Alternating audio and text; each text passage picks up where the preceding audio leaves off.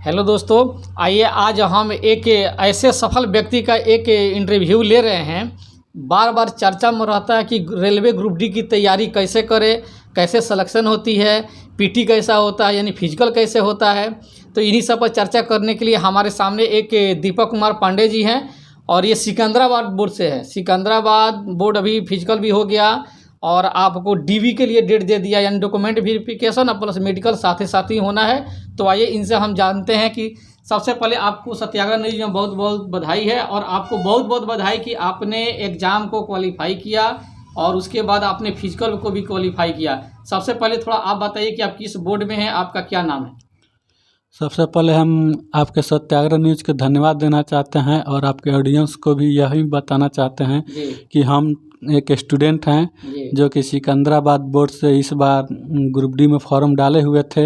Exam हुआ, exam दिए, उसका रिजल्ट आया, उसके बाद उसका पीटी कराया। 1 किलोमीटर दौड़ था, 100 मीटर वाला रनिंग था, वो दोनों क्वालिफाई किए हैं।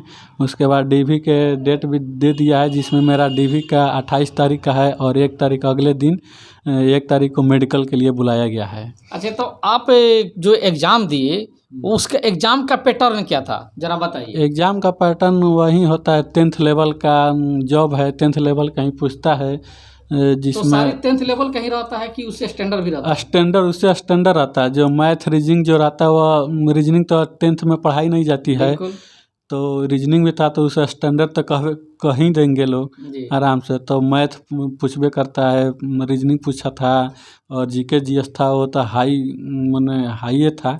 मिला जुला के क्वेश्चन का लेवल थोड़ा सा हाई था, यही ना? हाँ, हाई नहीं था। हाँ, इजी तो नहीं था। जो मान लीजिए अभी जो 10th का एग्ज़ाम दे रहे हैं या 2 साल पहले भी दिए हुए हैं, उनके लिए तो हाई तो लगभे करेगा। यह एग्ज़ाम इतना आसान भी नहीं होता है। एग्ज़ाम बहुत 5 साल 7 साल पढ़ने के बाद ही रिजल्ट आ पाता है। अच्छा, ग्रुप डी की तैयारी के लिए क्या क्या पढ़ना ज़रूरी है? आप क्या क्या पढ़े थे, कैसे पढ़े थे, ज़रा बताइए।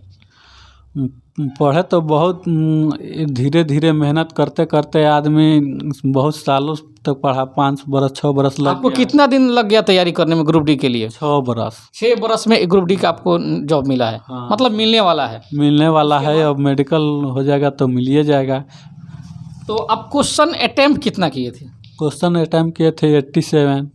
100 में 87 अटैम्प्ट किए। उसमें बताइए कितना नेगेटिव गया आपका? नेगेटिव 24 गया। अच्छा, 24 आपका नेगेटिव गया, यानी कि रॉ मार्क्स आपका कितना आया? मेरा रॉ मार्क्स आया था 65 नंबर। 65 नंबर।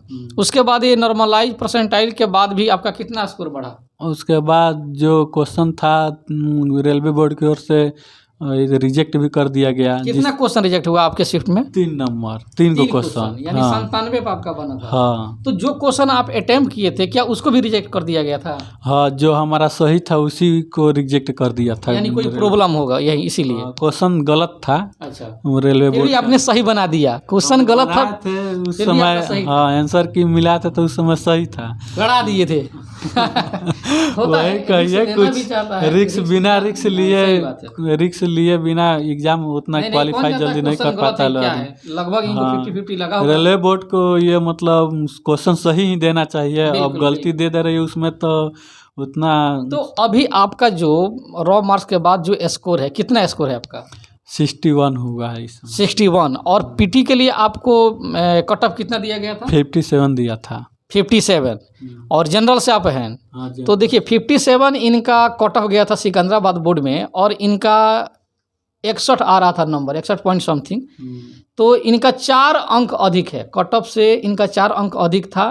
जिनको डाउट है आप लोग एकदम क्लियर हो जाइए कि जनरल कैटेगरी से सिकंदराबाद में है, 57 इनका कट ऑफ गया और 61 पॉइंट समथिंग इनका मार्क्स था।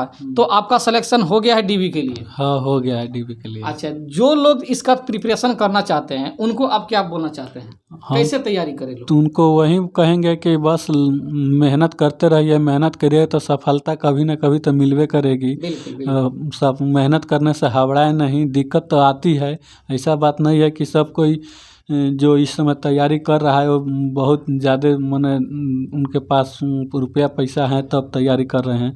धीरे धीरे रुपया पैसा की भी परेशानी आएगी, स्वास्थ्य की भी परेशानी आएगी, लेकिन सबको झेलते हुए इसके बाद मेहनत करेंगे तब जाके हम सफलता पा पाएंगे। अच्छा, आप कितने घंटे पढ़ते थे? लोग बोलते हैं सिलेक्शन होने के बाद कि हम 8 घंटा पढ़ते थे, 10 घंटा तो पढ़ना ही पड़ेगा। आप 8 घंटा की तैयारी करते थे पर डे? हाँ 8 घंटा 9 घंटा। रिवीजन आप कैसे करते थे कुछ बताइए। रिवीजन वही जो ग्रुप चलता था, ICG ग्रुप है, उसमें हम पढ़ते थे। उसमें सेट बनाते थे लोग, जो गलती होता था उसको व्हाट्सएप ग्रुप पर आता था, आंसर सॉल्यूशन आता था, उसको देख कर बनाकर फिर समझते थे लोग। अगले दिन अगर वही क्वेश्चन आता था तो अच्छे से बन जाता था। अच्छा, आप तैयारी कहाँ पे करते थे जाके? यही है, नाम बताइए। MJK कॉलेज में एक ग्रुप चलता है आइडियल ग्रुप, उसी में हम तैयारी करते थे। लगातार रहें उस, बहुत बच्चे रहते हैं लोग कि ग्रुप बदलते रहते हैं, लेकिन हम वही ग्रुप में शुरू से रह गए और आखिरी तक रहे, अभी तक भी उसी में पढ़ते हैं, सेट बनाते हैं।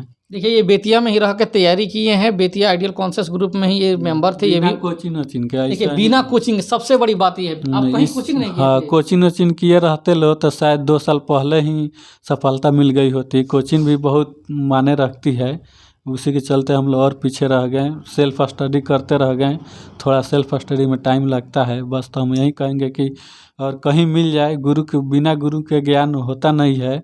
यह बात हमको बाद में पता चला, लेकिन फिर भी क्या किया जाए, जो होगा अब देखा जाए। देखिए बिना कहीं कोचिंग इंस्टीट्यूट पकड़े हुए, तैयारी किए हुए रिजल्ट लाना ये बहुत बड़ी बात है। और उनका एक उदाहरण, जीता जाता उदाहरण आपके सामने है कि ये बिना कहीं कोचिंग गए हुए सिर्फ कॉन्शियस में जाते थे, सेट बनाते थे और उसका सिलेबस पढ़ते थे और प्रैक्टिस करते थे, यानी ये कंटिन्यू जाते थे। सबसे बड़ी बात है कि आप कंटिन्यूस को मेंटेन करके रखिए।